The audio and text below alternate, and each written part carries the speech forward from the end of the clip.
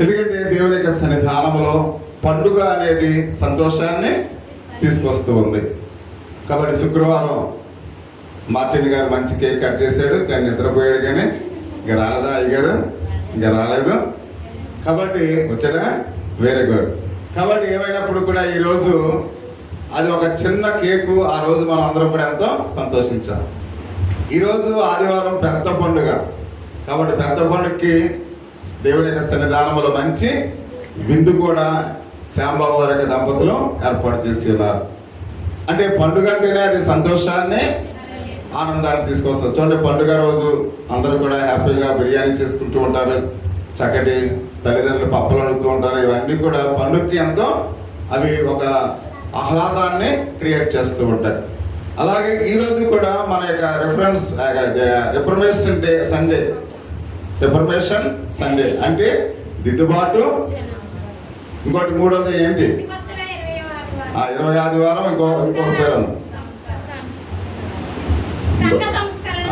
Very good, సంఘ సంస్కరణ రోజుకు కూడా మనం చూస్తున్నాం. అంటే మార్టిన్ లూథర్ గారు ఆయన 95 సిద్ధాంతాలని ఆయన ఒక చర్చి గోడ మీద ఇవి దేవుని యొక్క వాక్యం చెబుతుందని ఆయన ముద్రించిన రోజు అని మనం చూస్తున్నాం. అక్టోబర్ 31వ తారీఖు. తర్వాత వచ్చే ఆదివారము రిఫర్మేషన్ డే, రిఫర్మేషన్ సండే అని మనం పిలుస్తూ ఉంటాం. కాబట్టి ఏదేమైనప్పుడు కూడా ఈరోజు దేవుని యొక్క సన్నిధానంలో మనం ఎంతో సంతోషంగా దేవుని యొక్క సన్నిధానంలో ఆనందించడానికి ప్రభు ఇచ్చిన ఈ యొక్క గొప్ప సమయాన్ని బట్టి వందనాలు. ఆ చిన్న పిల్లవాడు మింటుబాబు ఎప్పుడు పాడాలని ఎదురు చూస్తూ ఉన్నాడు. కాబట్టి వయసు వచ్చిన తర్వాత మంచి సింగర్ అవును గాక, దేవుని దీవించిన గాక.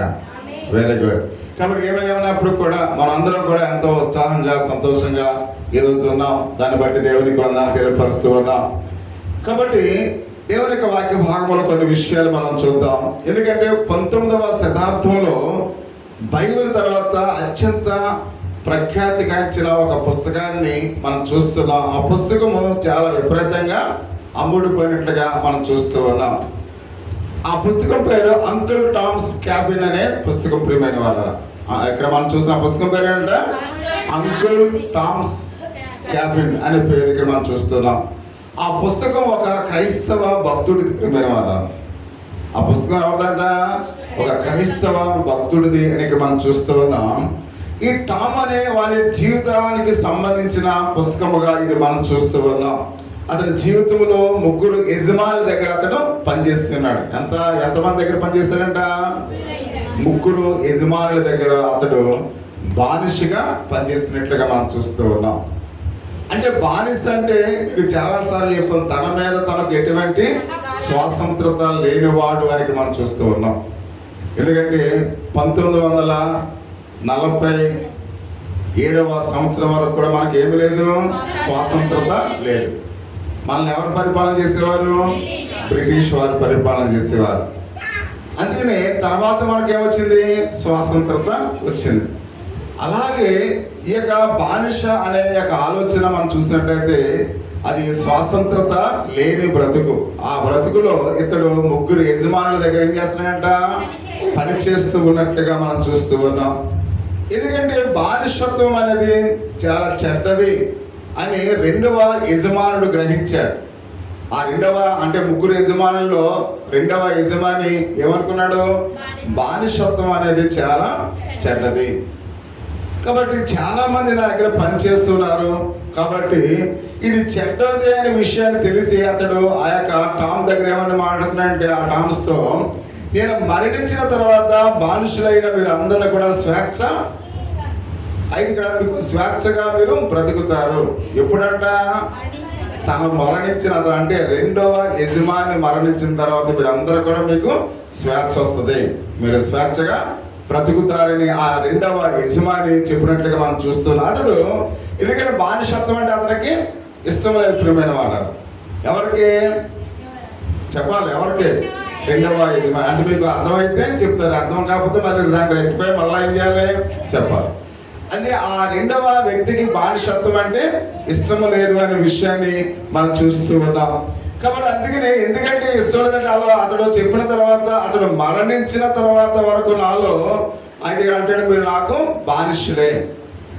అంటే బానిసత్వం అంటే ఇష్టం లేదు, కానీ అతని ఆలోచన ఏంటి, తను మరణించేంత వరకు కూడా వీళ్ళందరూ కూడా అతనికి బానిసులుగా ఉండాలని ఒక ఆలోచన కలిగి ఉన్న వ్యక్తిగా రెండవ వ్యక్తి ఉన్నాడు అనే విషయాన్ని మనం చూస్తూ ఉన్నాం. నేను చనిపోయిన తర్వాత మీరు శాశ్వత జీవులు అన్నాడు. ఎప్పుడు అంటున్నాడు? నేను చనిపోయిన తర్వాత మీరందరూ కూడా శాశ్వత జీవులుగా ఉందురని చెప్తూ ఉన్నాడు. అంటే బానిసుల గురించి ఒకవేళ బాధపడేవాడుగా ఉంటే వాళ్ళని వెంటనే ఏం చేయాలి? శాశ్వత జీవులుగా వదిలేయాలి. ఎప్పుడు? ఇతను బ్రతికుండగానే. కానీ ఎప్పుడు మీరు శాశ్వత జీవులు అంటున్నాడు? నేను చనిపోయేంత వరకు మీరు నాకు బానిసులే, నేను చనిపోయిన తర్వాత మీరు శాశ్వత జీవులని అతడు ఆలోచన చేస్తూ ఉన్నట్లుగా మనం చూస్తూ ఉన్నాం. అంటే ఇక్కడ బానిసుల గురించి అతడు ఈ విధంగా ఎందుకు మాట్లాడుతున్నాడంటే అతడు సౌకర్యవంతమైన జీవితాన్ని జీవించాలని అనుకుంటున్నాడు. అంటే తన జీవిత కాలం అంతా కూడా ఎలా జీవించాలనుకుంటున్నాడు? సౌకర్యవంతమైన జీవితాన్ని జీవించాలి. నాకు అనేక మంది పనివారు ఉండాలి, అనేక మంది పనిచేసే వాళ్ళు నాకు సహాయం చేయాలి, తర్వాత నేను చనిపోయిన తర్వాత వాళ్ళు స్వేచ్ఛగా ఉంటారు.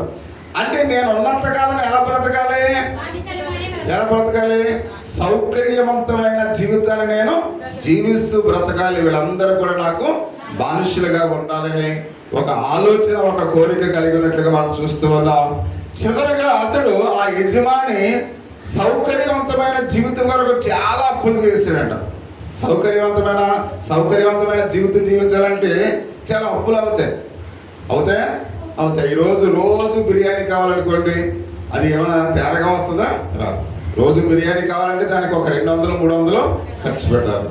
రోజు లగ్జరీ జీవితాన్ని జీవించాలంటే చాలా ఖర్చు పెట్టాలి. ఇవన్నీ కూడా కావాలంటే మనకి ఏం కావాలి? డబ్బులు కావాలి.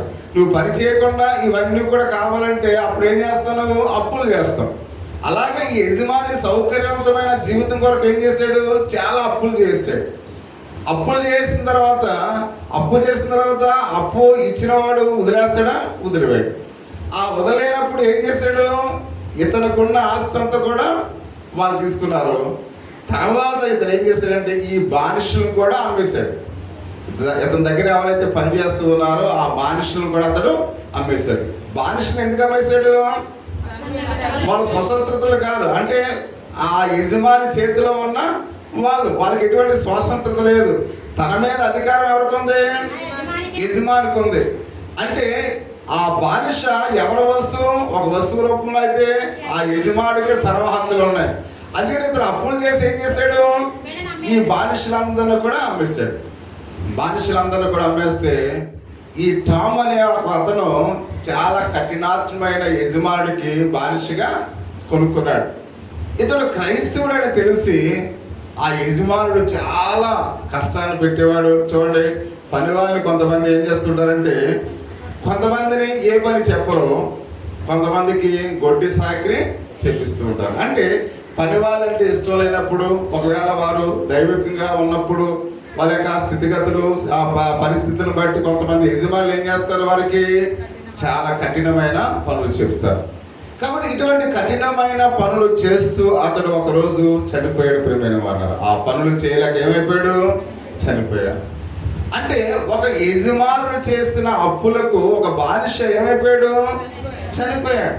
కాబట్టి ఇక్కడ ఒక విషయానికి మనం ఆలోచన చేస్తున్నప్పుడు ఈ టామ్ యొక్క పాత యజమాని ద్వారా సౌకర్యవంతమైన జీవితం వరకు ఆ టాము తన జీవితాన్ని జీవించాడు కనుక తన సౌకర్యవంతమైన జీవితం కొరకు ఒక బానిస ఏమైపోయాడు? చనిపోయాడు. అంటే మన జీవితంలో కూడా మనం కూడా నేను సౌకర్యంగా జీవించాలి, నా భార్య నా పిల్లలు ఎలా ఉన్నా నాకు అనవసరం, నేను మంచి బట్టలు వేసుకోవాలి, నేను మంచి బిర్యానీ తినాలి, నేను మంచి విలాసవంతమైన జీవితాన్ని జీవించాలంటే నీ పిల్లలందరూ కూడా పస్తులు ఉంటారు, నీ భార్య పస్తుంటుంది, నీవు సౌకర్యంగా జీవిస్తావు. కాబట్టి అప్పుడు నీ ద్వారా నీ కుటుంబం వ్యాధిగ్రస్తులైపోతారు, నీ కుటుంబం ఆకలితో అలమటిస్తారు, నీ కుటుంబం వేదనతో దిగులు చెంది ఒకరోజు వాళ్ళు మరణిస్తారు. అంటే కేవలం ఒకరి యొక్క సౌకర్యవంతమైన జీవితం తన కుటుంబాన్ని ఏం చేస్తుంది? నాశనం చేస్తుంది. అలాగే ఇతడు రెండవ యజమానుడు సౌకర్యమైన జీవితాన్ని జీవించాలనుకుని తన యొక్క ఆ బానిస యొక్క జీవితాన్ని ప్రాణంగా పెట్టినప్పుడు ఆ బానిస ఏమైపోయాడు? మరణించాడు, చనిపోయాడు అనే విషయాన్ని మనం చూస్తూ ఉన్నాం. అంటే ఇది మానవ స్వభావం. ప్రియమైన వాళ్ళారా, మనం సౌకర్యవంతంగా జీవించాలని మనం ఇష్టపడతాం. ఎవరం కూడా ఈరోజు నేను ఏం తినకుండా నేను చాలా ఒక ఇడ్లీ తింటానని మనం అనుకుంటామా? అనుకో.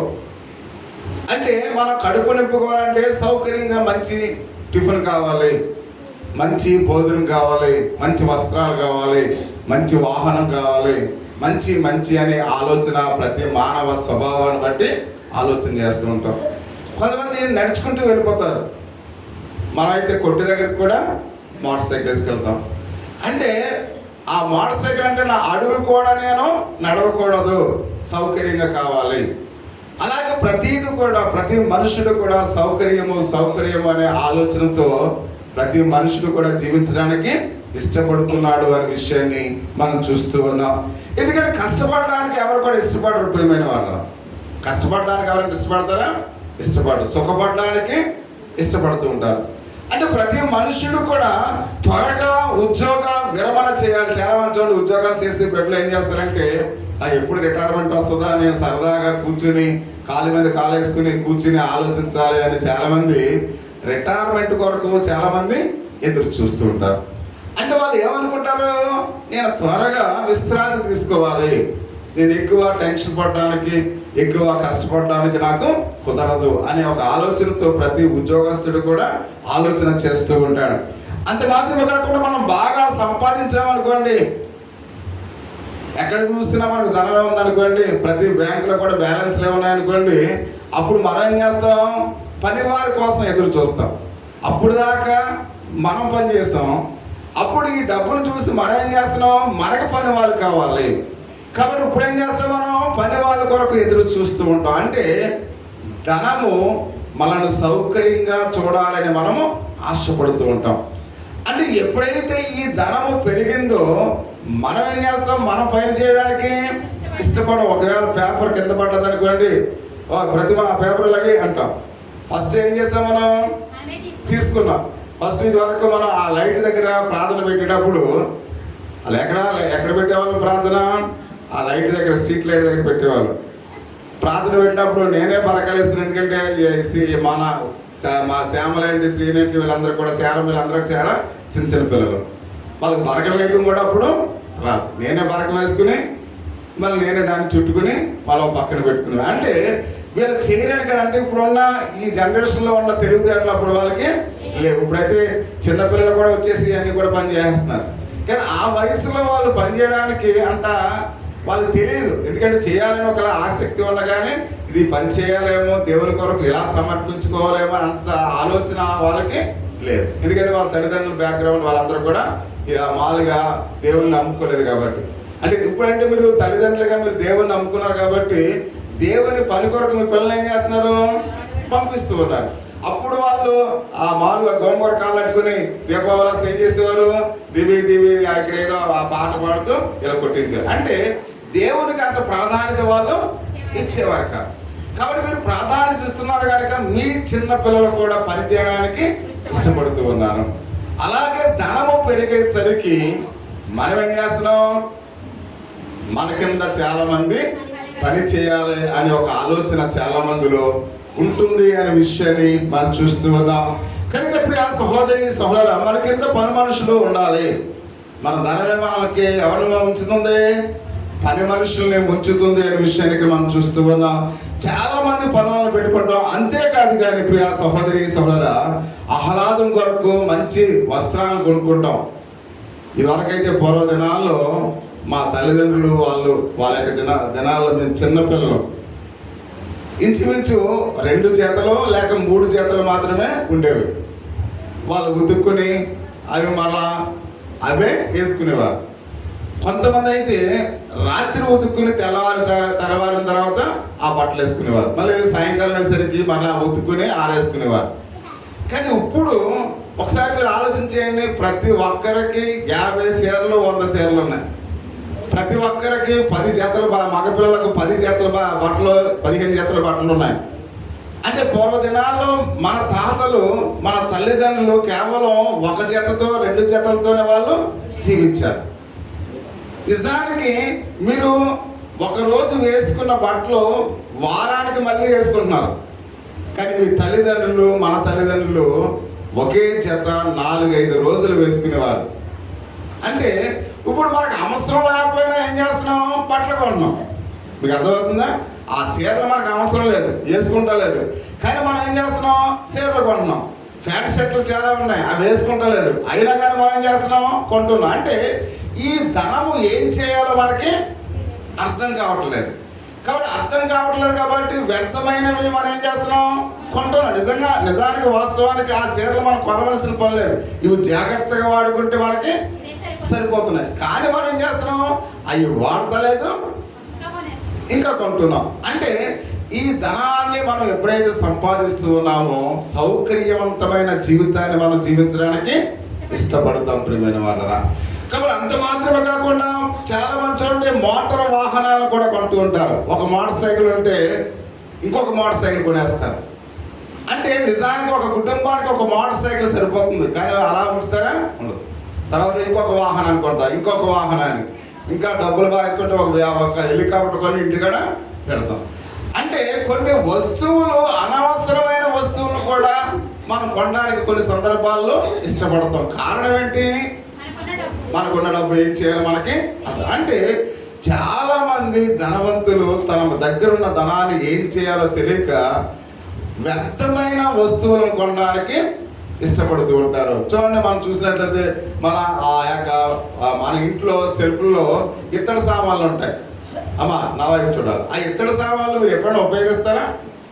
అమ్మా ఎప్పుడైనా ఉపయోగిస్తారా? ఎప్పుడు ఉపయోగించరు. మరలా ఇత్తడి సామాన్లు మళ్ళీ కొనేస్తారు. అసలు ఎందుకు ఉన్నాయో మీకు తెలియదు, మరలా మీరు ఎందుకు పెడుతున్నారో మీకు తెలియదు, మరలా కొనేస్తారు. కొంతమంది ఆ స్టీల్ వస్తువులు జ్ఞాపకార్థం కొట్టడానికో లేకపోతే వేరే దానికి మీరు ఇస్తారు. తీసుకునేవాడు ముందే చెప్పాలి కదా, తీసుకోకూడదు. ఒకవేళ తీసుకునేవాడు దాన్ని ఉపయోగిస్తే తీసుకోవాలి. వాడు తీసుకున్న తర్వాత ఏం చేస్తాడో 2 రోజులు ఇంటి బయట ఉండాలంట. అది లోన్ ఎట్టకూడదంట. ఇంటి బయట 2 రోజుల నుంచి 3వ రోజున పెరట్లో పెడతాడు, 4వ రోజున పెట్టేవాడు వస్తే ఆ స్టీల్ సామాన్లు వేసేస్తున్నారు. పాపం వాళ్ళేమో మా అమ్మ జ్ఞాపకార్థానికి, మా నాన్న జ్ఞాపకార్థానికి అని వాళ్ళేమో వేలు పెట్టుకుంటారు. మీరేం చేస్తారంటే దాని ఖరీదు 100 రూపాయలు అయితే 5 రూపాయలకి ఇచ్చేస్తున్నారు. అంటే 95 రూపాయలు ఆ ఇంటి యజమాని ఏమవుతున్నాడు? నష్టపోతున్నాడు. ఇప్పుడు మీకు భోజనం పెడుతున్నాడు, మళ్ళీ మంచి వస్తువు ఇస్తుంటే దాన్ని మీరేం చేస్తున్నారు? అమ్మేస్తున్నారు.